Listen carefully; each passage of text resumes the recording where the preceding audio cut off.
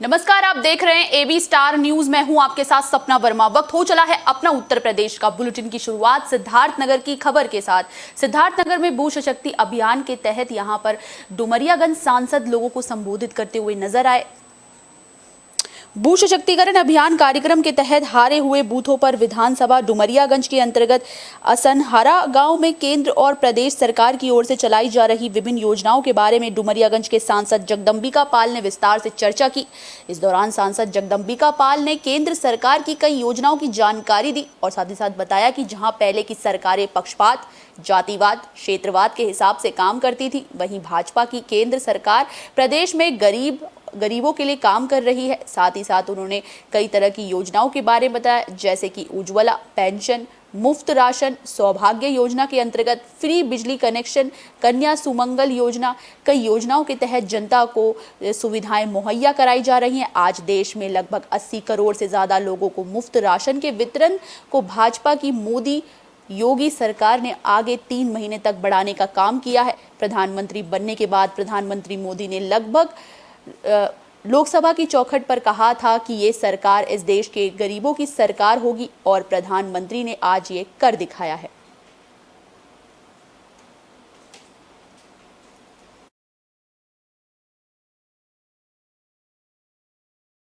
महिलाओं के लिए ये चिंता अगर किसी ने किया है तो हमारे प्रधानमंत्री नरेंद्र मोदी ने। उन्होंने कहा उस लाल किले के प्राचीर से कि आज ये 2 भारत नहीं होगा, एक भारत में रात भर बिजली की रोशनी से दिन लगता हो और सिद्धार्थनगर के गांव अंधेरे में डूबे हो। उन्होंने कहा कि हमारी सरकार आई है, जो गांव विद्युतीकरण से वंचित है, हम उन एक एक गांव को विद्युतीकरण से रोशन करेंगे।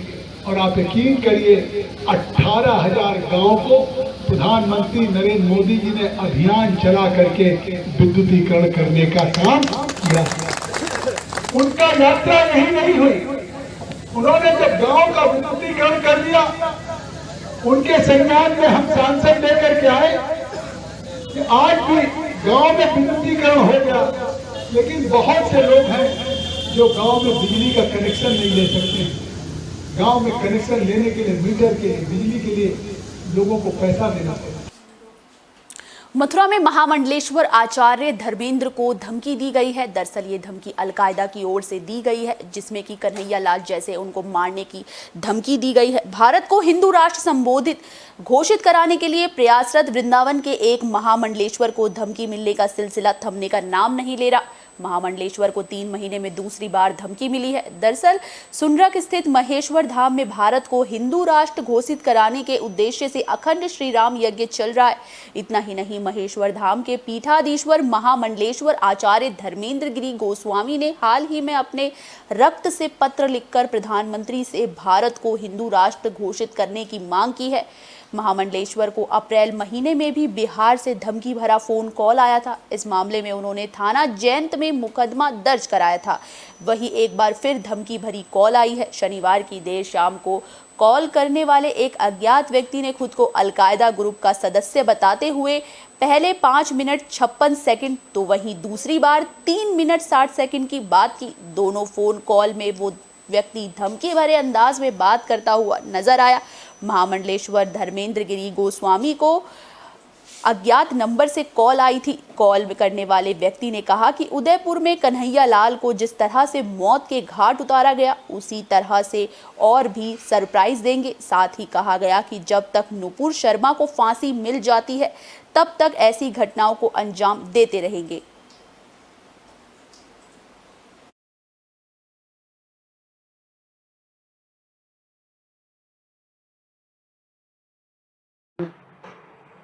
आज शाम लगभग 7:53 पर एक अननोन नंबर से मुझे फ़ोन आया और जिसमें बोला गया कि मैं प्राइज़ दूंगा।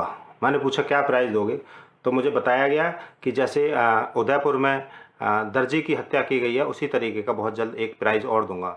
मैंने अनजान बनकर उससे बात करना शुरू किया, तब उसमें बोला गया कि वो योगी जी को भी बम से उड़ा देगा और अमित शाह को और असम के मुख्यमंत्री को भी बम से उड़ा देगा और कुछ साधु संतों का भी नाम लिया उसने। तो इस तरीके की जो घटना मेरे साथ शाम को फ़ोन पर एक अनजान नंबर से की गई है, जिससे मैं बुरी तरह से आहत हूँ, क्योंकि ये आतंकवादी और जिहादी इस तरीके के जो विशेष धर्म के लोग हैं, इस तरीके से जो देश में माहौल ख़राब कर रहे हैं। और उसने बोला कि नुपुर शर्मा को जब तक नरेंद्र मोदी फांसी नहीं देंगे तब तक हम प्राइज़ देते रहेंगे, और कम से कम 21 हमको हत्या करनी है इस तरीके से। और बताया गया कि जो हत्या है, अब जो हमारा ग्रुप है वो हमारा अलकायदा से हम जुड़े हुए हैं, और हमारे आका का जैसे ही फ़ोटो आएगा, जिसका भी आएगा, उसको उसी दिन काट दिया जाएगा। तो मेरा मानना है कि क्योंकि मैं 12 मार्च 2022 से अपनी यज्ञशाला में, अपने आश्रम में, महेश्वर धाम में भारत को हिंदू राष्ट्र घोषित करने के लिए श्री राम महायज्ञ नियमित मेरा चल रहा है। तो उसी प्रकार में हमारी आवाज़ हिंदू राष्ट्र के लिए हमेशा चलती रहेगी। जब तक भारत हिंदू राष्ट्र घोषित नहीं होगा तब तक हम अपना ये जो पूजा पाठ है जारी रखेंगे।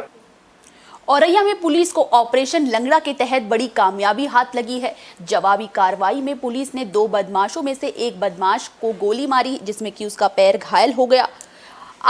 औरैया में पुलिस ने ऑपरेशन लंगड़ा के तहत नाबालिग से दुष्कर्म मामले में बड़ी कार्रवाई को अंजाम दिया है। दरअसल पुलिस चेकिंग के दौरान एक बाइक से 2 संदिग्धों को जाते देखा गया, जिसके बाद पुलिस ने दोनों को रोकने की कोशिश की। इस कोशिश में अपराधियों ने उन पर फायरिंग कर दी। वहीं जवाबी फायरिंग में पुलिस की ओर से गोली लगने से एक अपराधी घायल हो गया, जो कि घायल होकर उसे वहीं गिर गया। वहीं दूसरे अपराधी को मौके से पुलिस ने गिरफ्तार कर लिया। वहीं घायल आरोपी का नाम कुलदीप यादव और पकड़े गए आरोपी का नाम गौरव यादव बताया जा रहा है।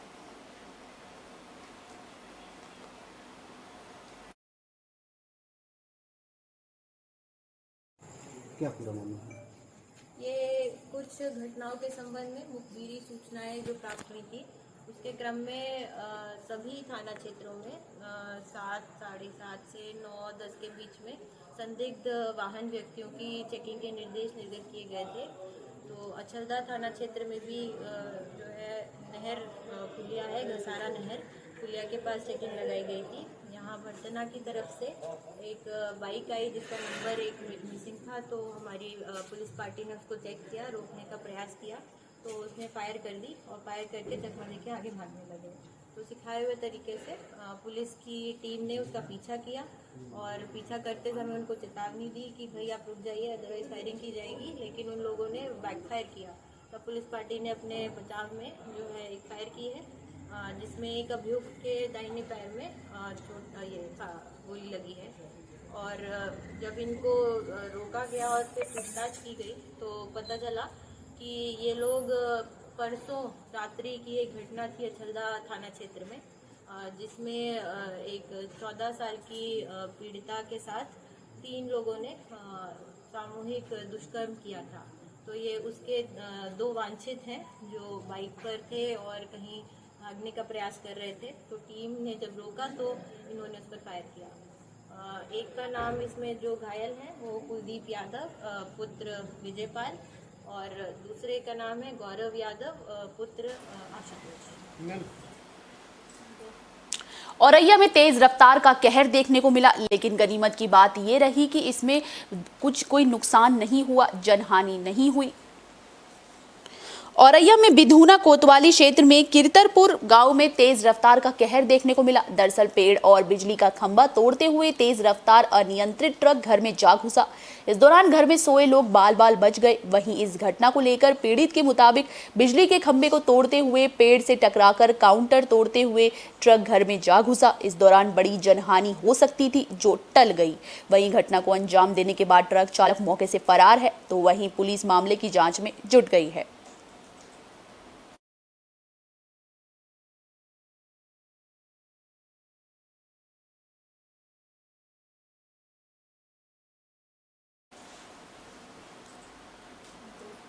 मथुरा में कार और बाइक की टक्कर हो गई, जिसमें कि 2 मजदूरों की मौके पर ही मौत हो गई। हादसा बेहद दर्दनाक था।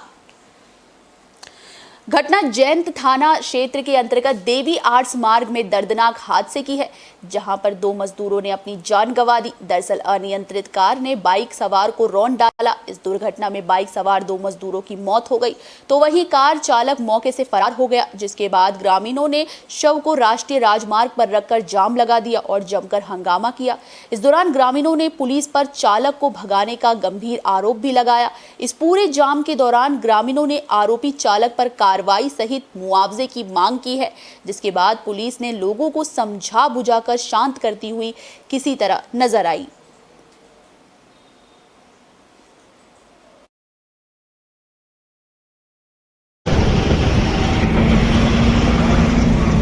सर, क्या घटना हुई है? ये एक्सीडेंट हुआ था एक मोटरसाइकिल और एक कार में, जिसमें मोटरसाइकिल पर सवार 3 व्यक्तियों में 2 की डेथ हो गई थी। उनकी डेड बॉडी रख के गाँव वालों में चूँकि बहुत आक्रोश था, यहीं लोकल के ही लोग हैं, तो गांव वाले तुरंत हाईवे जाम कर दिए थे। समझा बुझा के जाम खुलवा लिया गया है और पुलिस अग्रिम कार्रवाई कर रही है। गाजियाबाद में चोरों के हौसले बुलंद नजर आए। लगातार तेजी से चोरी की वारदातों में इजाफा देखने को मिला। ये एक घटना सामने आ रही है। गाजियाबाद के लिंक रोड थाना क्षेत्र के रामप्रस्थ से दिन दहाड़े चोरी की वारदात सामने आई। दरअसल कार से बैटरी चोरी करने का पूरा मामला सामने आया, जिसमें कि अंदाजा लगाया जा सकता है कि गाजियाबाद में पुलिस का खौफ किस कदर खत्म होता जा रहा है। सीसीटीवी में ये पूरी वारदात कैद हो गई। आप हमारी स्क्रीन पर वो वीडियो देख सकते हैं, किस तरह से कार की बैटरी को चोरी करता हुआ जो शख्स है वो नजर आ रहा है, जो कि उसकी पूरी घटना जो है वो सीसीटीवी कैमरे में कैद हो गई है। किस तरीके से दिन दहाड़े कार की बैटरी को चोरी किया जा रहा है। बदमाशों के मन में जो पुलिस प्रशासन के प्रति खौफ है वो खत्म होता हुआ नजर आ रहा है।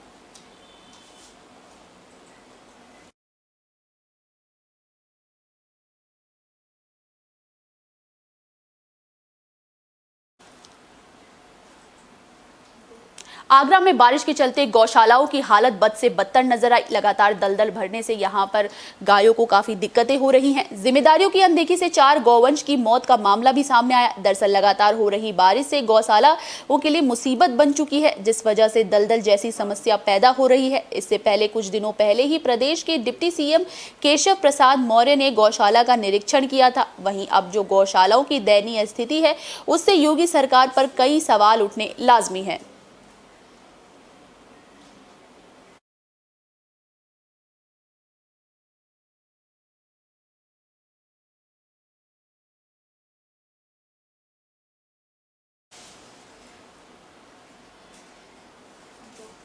बहराइच में ग्रामीणों के लिए मुसीबत बन चुकी है। दरअसल मशीनों से जो है लगातार मनरेगा का काम हो रहा है, जो कि ग्रामीणों के लिए काफ़ी परेशानी का कारण बन गई है। ग्राम पंचायतों में मनरेगा के तहत होने वाले निर्माण कार्यों में जॉब कार्ड धारकों को काम नहीं मिल पा रहा।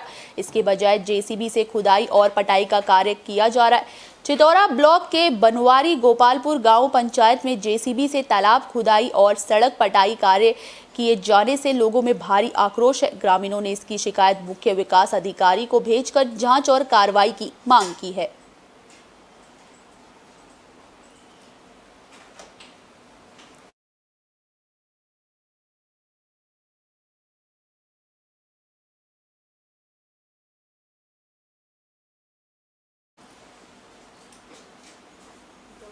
गोंडा में तहसीलदार के खिलाफ वकीलों का धरना प्रदर्शन देखने को मिला। 12 दिनों से ये प्रदर्शन जारी है। इस दौरान वकीलों में आक्रोश देखने को मिला। सदर तहसील में अधिवक्ताओं का धरना प्रदर्शन सोमवार को 12 दिन भी जारी रहा। अधिवक्ता एसडीएम न्यायालय के समक्ष तहसीलदार के विरुद्ध अनिश्चितकालीन धरना दे रहे हैं। तहसील बार एसोसिएशन अध्यक्ष रवि चंद्र त्रिपाठी और महामंत्री रितेश यादव, संगमलाल द्विवेदी की अध्यक्षता में चल रहे धरना प्रदर्शन अधिवक्ता तहसीलदार राजीव मोहन सक्सेना के स्थानांतरण की मांग पर अड़े हैं। अधिवक्ताओं का तहसीलदार के खिलाफ दिन प्रतिदिन आक्रोश बढ़ता जा रहा है, लेकिन जिला प्रशासन भी मामले को लेकर चुप्पी साधे हुए है। इसके चलते न्यायिक कार्य बाधित हो रहे हैं। अधिवक्ताओं का कहना है कि जब तक तहसीलदार का स्थानांतरण नहीं होगा, तब तक धरना प्रदर्शन चलता रहेगा। धरना प्रदर्शन में अधिवक्ता अमन द्विवेदी, संजय मिश्रा आदि जैसे कई नाम शामिल हैं।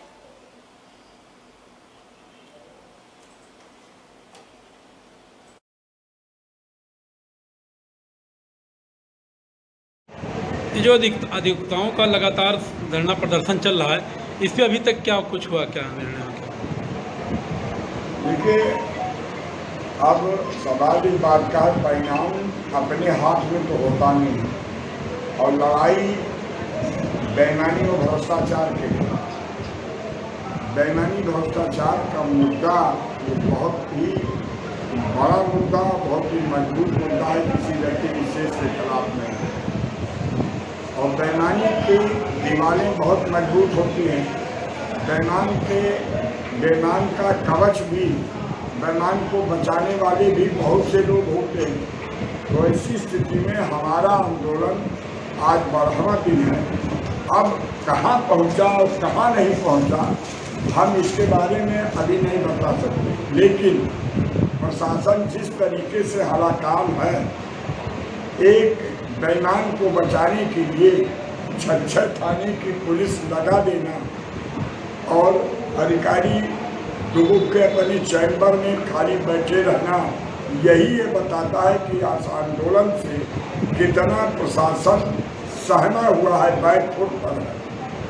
अब एक इनका एक झुट होता है बेईमान। अब बेईमान कितना जल्दी पीछे कदम हटा ले, यह हम लोगों का प्रयास है और हम लोग लगातार आंदोलन के माध्यम से धीरे धीरे हमने अपने आंदोलन की स्पीड, धीरे धीरे अपने आंदोलन की गति, धीरे धीरे आंदोलन की रणनीति बदल कर हम प्रशासन को, हमारा सिर्फ ये काम है कि सत्य का आग्रह करते हुए सिविल नाफरमानी हम अगर मानेंगे नहीं तो हम मानेंगे नहीं। आम का सीजन चल रहा है, ऐसे में बागपत का आम कहाँ पीछे रहने वाला था। रटौल प्रजाति के आम को जीआई का टैग मिला है, जिसके बाद इसको लेकर पाकिस्तान को भी चेतावनी मिली है। 100 साल से भी अधिक समय से देश में और दुनिया में लोगों के मुंह में ताजगी और मिठास घोलने वाले रटौल के आम की प्रसिद्धि में एक और तमगा जुड़ गया। रटौल के आम को जीआई टैग मिलने से न केवल बागपत का कद बढ़ा है, बल्कि गौरवमयी लम्हा है, बल्कि दुनिया में भी रटौल को और अधिक महत्ता मिल गई है।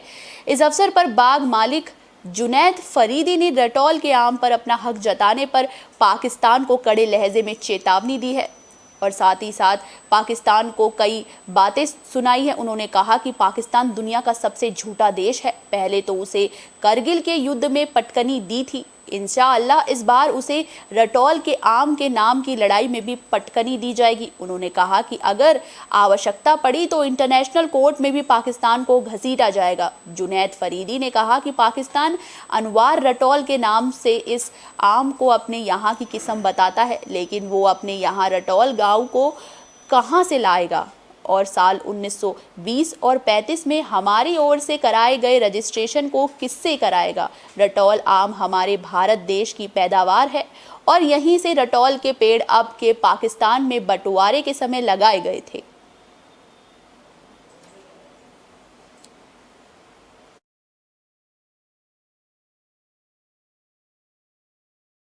परिचय जानना चाहेंगे?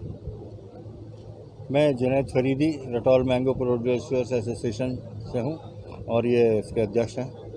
फरीद साहब, आज एक बड़ा मुकाम हासिल हुआ है रटौल आम जी, इसके बारे में थोड़ा तफसील से बताएं। उसके बारे में अगर उसकी हिस्ट्री की बात आप करेंगे तो 1912 में ये पैदा हुआ और इसकी खुशबू और इसको लगा के इसको डेवलप करने के लिए हमारे दादा शेख मोहम्मद आबाद फरीदी साहब ने 1920 में एक नर्सरी कायम करी और 7 जून 1928 को उसका उद्घाटन किया और उसके बाद 1935 में उसे रजिस्टर करा के पूरे हिंदुस्तान में बहुत बड़ी नर्सरी काम करके पूरे हिंदुस्तान में इसे फैलाया। और उस वक्त पाकिस्तान नहीं बना था, इसलिए सन 35 में और सन 41 में ये मीरपुर ख़ास और मुल्तान और 3-4 जगह पाकिस्तान में जा चुका था। जो हफीज़ुल्लाह साहब, दामोदर स्वरूप और एक और खान साहब थे, उनकी बड़ी नर्सरियाँ थी पाकिस्तान की, उनमें ये बंटवारे से पहले ही जा चुका था। और उसके बाद ये परवान चढ़ा। जब इसका होने लगा तो हमारे जो दादा थे, उनकी हमारी दादी का नाम अनवार खातून था, तो उसके नाम पे इन्होंने रखा। ये जो आज रटौल को जीआई टैग मिला है, इसके बारे में थोड़ा। रतौल को जीआई टैग करीब 10 साल के प्रयत्न करने के बाद जो मिला है उसका एक विशेष महत्व है। उसका महत्व इसलिए और बढ़ जाता है क्योंकि आने वाले समय में जिन वैरायटीज़ को जीआई टैग होगा उनको एक्सपोर्ट में उनके अधिक दाम मिलने की संभावना है और उनकी मांग भी अंतर्राष्ट्रीय मार्केट्स में ज़्यादा होगी। इसके अतिरिक्त जीआई टैग मिलना एक अपने आप में एक बहुत बड़ा गौरव का विषय है। ये एक बताता है कि इस क्षेत्र के ही खाली आम एक विशेष क्वालिटी रखते हैं।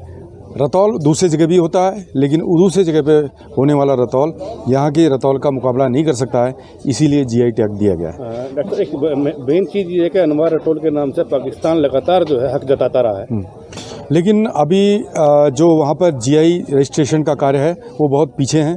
हमारे हिंदुस्तान में 15-16 वैरायटीज़ मैंगो की अभी भी रजिस्टर हो चुकी हैं जो कि जीआई टैग जिनको मिल चुका है, लेकिन अभी वहाँ पर ये कार्यक्रम जो है ये कार्य धीरे धीरे प्रगति पे आएगा। अभी कैबिनेट में पास हुआ है उनके, और इसके लिए जो प्रक्रिया होती है उसमें आगे बढ़ रहे हैं, लेकिन जीआई टैग ऑलरेडी हमारी वैरायटी को मिल गया। लेकिन उन किस्मों के लिए सबसे बड़ी समस्या है जैसे चौसा, उसको समर बहिस चौसा के नाम से करते हैं उसकी मार्केटिंग। उसके बाद गौरजीत उनके पास नहीं है। जिन साहब रटौल में आए हो, कैसा महसूस कर रहे हैं? आम की चखा आपने?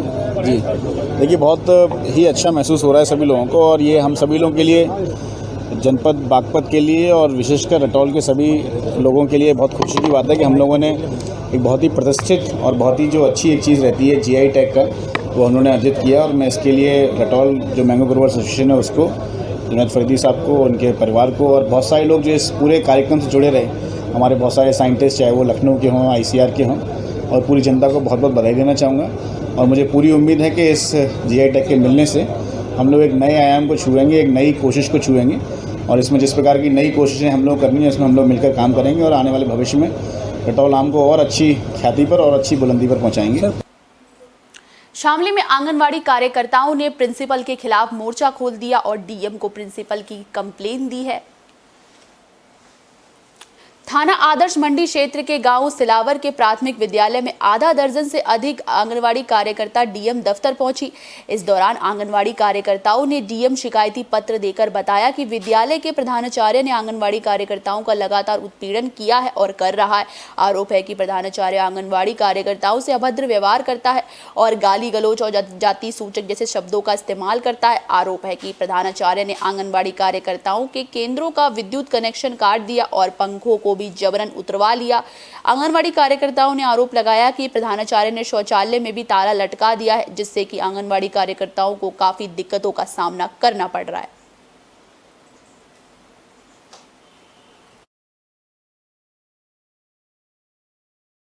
सर, ये कहाँ के रहने वाले हैं आप? अच्छा, महिलाओं, दर्जनों महिलाओं के साथ डीएम ऑफिस पहुंचे, क्या मामला है? सर, स्कूल में जो प्रधानाध्यापक है, एक तो भी गाली गलौज करें, अभद्र का व्यवहार करें, बोले कि मतलब जाति सूचक शब्द बोल रहे हैं। स्कूल में टॉयलेट है जो सभी 15 फ्लैश का प्रयोग नहीं करने देते, कमरा है, कमरा छीन लिया, और जो है गेट का रोक लगा कर रखा है। आने जाने बच्चे जाने में बहुत परेशानी हो रही है। अच्छा, शिकायत करी गई थी? पहले शिकायत करी थी जी। कोई कार्रवाई? बाद में बात विकास करी हुई है। तो कोई कार्रवाई हुई थी? नहीं, कोई कार्रवाई नहीं। आज फिर डीएम मैम के आए हो मिलने के लिए? इसीलिए हम आपके पास आए। क्या मांग है अब आपकी? अब मांग ये है जी, हमारी जो ये है, एक तो हमारे साथ वो उनके सहायकों की शायद है, आंगनबाड़ी की शायद है, भगवान का कोई व्यवहार न करे, और जो मासिक पानी की है, लैट्रिन की है, ये जो हमें इनका प्रयोग करने दिया जाए। ठीक है। इनकी तबीयत खराब सर, कुछ महिलाएं डीएम साहब के पास पहुंची थी, तो उन्होंने कहा कि आपने जाति सूचक शब्द उनको बोले हैं, क्या मामला हुआ? नहीं, ऐसा कुछ नहीं है, ना यहाँ ऐसी कोई घटना हुई, ना यहाँ कोई लोग आए, ना किसी ने मेरे से कुछ कहा, ना मैंने किसी को कुछ कहा। ऐसा यहाँ कुछ नहीं हुआ है। क्या फिर क्यों तहरीर दे के गई है? बस ये तो यही बता सकते हैं, जो मैं क्या बता सकता हूँ। नहीं, कुछ कहा सुनी? नहीं, कुछ नहीं हुआ है, कुछ भी नहीं हुआ है। पहले कभी हुआ? ना पहले भी कभी नहीं हुआ। मेरा पूरा स्टाफ बैठा हुआ है, ये बता देगा, ये आप किसी से पूछ सकते हैं। नहीं, अभी आप बता रहे थे कि हाजिरी को लेकर के कुछ ऐसा सिस्टम था। हाँ, हाजिरी को लेकर सिस्टम था। क्या? कि ये लोग अपने यहाँ सेंटर पे नहीं आती है, ना ही कोई मतलब ना की उपस्थिति, ना ही बच्चे यहाँ लाती, किसी प्रकार का कोई भी। आप गांव में भी इसकी पूछताछ कर सकते हैं। ना खाना बनता, ना किसी बच्चे को, ना लाभार्थियों को ये ढंग से वितरण करती हैं। लेकिन मेरा उससे कोई मतलब नहीं है, ना मेरी इससे कोई बात है। तो ये इस प्रकार का ये अनावश्यक दबाव बनाने का प्रयास करती हैं। नहीं, किस बात को लेकर कि भाई कोई नहीं, मतलब अपने आप ही ऐसे है कि कोई किसी शिकायत वगैरह ना कर दे। शामली के बहावड़ी गांव में आरएलडी अध्यक्ष जयंत चौधरी पहुंचे। इस दौरान उन्होंने किसान के परिवार से मुलाकात की और किसान की मौत का जिम्मेदार सरकार को ठहराया। शामली में बुलडोजर चलने के दौरान किसान की मौत से जुड़े मामले में पीड़ित परिजनों से मिलने के लिए राष्ट्रीय लोकदल के राष्ट्रीय अध्यक्ष जयंत चौधरी गांव पहुंचे। इस दौरान उन्होंने सरकार पर कई गंभीर आरोप लगाए। साथ ही साथ उन्होंने सरकार को इस दौरान आड़े हाथों लिया। उन्होंने कहा कि इस दौरान पूरी बातचीत की और पूरा मामला संज्ञान में लिया। साथ ही परिवार के साथ मिलकर संवेदना व्यक्त की और सरकार को किसान की मौत का कसूरवार ठहराया।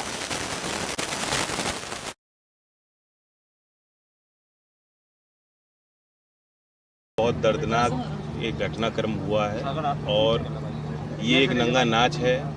एक अहंकारी सरकार जो दमनकारी नीति अपना रही है, क्रूरता का परिचय दे रही है। सरकार कभी क्रूर नहीं होती। सरकार के शरण में समाज लोग जाते हैं, बचाव के लिए लोग जाते हैं। लोग चाहते हैं कि सरकार के माध्यम से हमारे काम हो, विकास हो, निर्माण हो। निर्माण तो ये करा नहीं पा रहे और जो वर्षों से निर्माण हैं, बिना किसी सुनवाई के, बिना किसी कार्रवाई के, बिना किसी चीज़ को संज्ञान में लिए, बिना कोई नोटिस दिए बुलडोज़र भेजे जा रहे हैं। अब गांव में भी बुलडोज़र आके तोड़फोड़ करेंगे। और बड़ी बात यह है कि यहाँ एक 94 साल के बड़े भले और समाज में जिनकी अच्छी छवि थी, प्रधान मुखिया जी, उनका परिवार, वो सब आहत हैं क्योंकि उनकी उस कार्रवाई के दौरान मृत्यु हो गई। और अब वो परिवार के लोगों से मैंने मुलाकात की है। उनकी वाजिब मांग है, उस मांग का पुरजोर मैं समर्थन करता हूँ कि उनको न्याय मिलना चाहिए।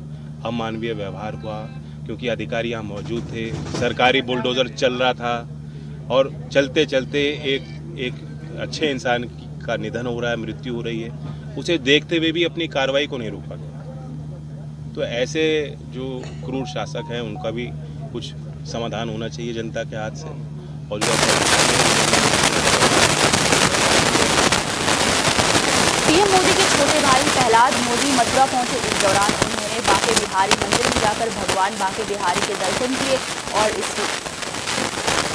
प्रधानमंत्री नरेंद्र मोदी के छोटे भाई प्रहलाद दामोदर दास मोदी तीर्थ नगरी वृंदावन पहुंचे। इस दौरान उन्होंने विश्व प्रसिद्ध ठाकुर बांके बिहारी मंदिर में भगवान के दर्शन कर उनका आशीर्वाद लिया। इस दौरान वृंदावन में संतों की बैठक में शामिल सनातन हिंदू धर्म को लेकर संतों के साथ उन्होंने मंथन किया, जिसमें कि प्रहलाद मोदी ने उदयपुर की घटना को लेकर जो कुछ हुआ उसको लेकर कहा कि ये सोचना नहीं चाहिए अब आगे क्या रणनीति हो, इसके लिए किस प्रकार सनातन हिंदू की रक्षा हो सके, इसके लिए संतों के पास यहाँ आया हूँ। तो इस तरीके से जो है प्रहलाद मोदी जो है वो बांके बिहारी के दर्शन करने पहुंचे और उन्होंने संतों के साथ मुलाकात की और साथ ही साथ उदयपुर की घटना को लेकर संवेदना भी व्यक्त की है और साथ ही साथ उन्होंने संतों के साथ ये बैठक के दौरान कई मुद्दों पर बात की है।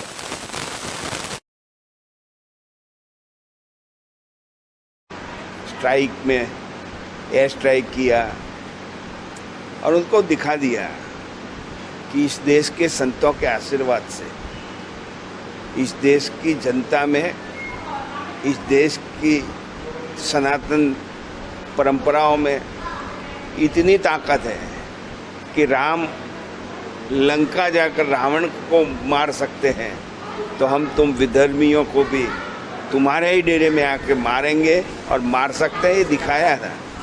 इसीलिए ये तो पामरों का काम है, वो देते रहेंगे, हम हमारा काम करते रहेंगे। हमें तो उनके साथ संघर्ष से ज़्यादा हमारा जो परंपराएं हैं, परंपराएं में वसुधैव कुटुंबकम, अहिंसा परमो धर्म,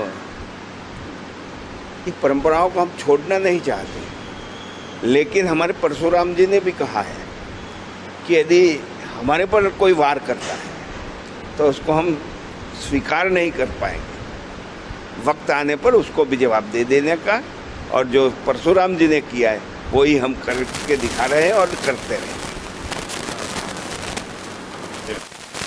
अपना उत्तर प्रदेश में फिलहाल के लिए बस इतना ही। मुझे दीजिए इजाजत। देश और दुनिया से जुड़ी तमाम खबरों के लिए देखते रहिए AB स्टार न्यूज़। नमस्कार।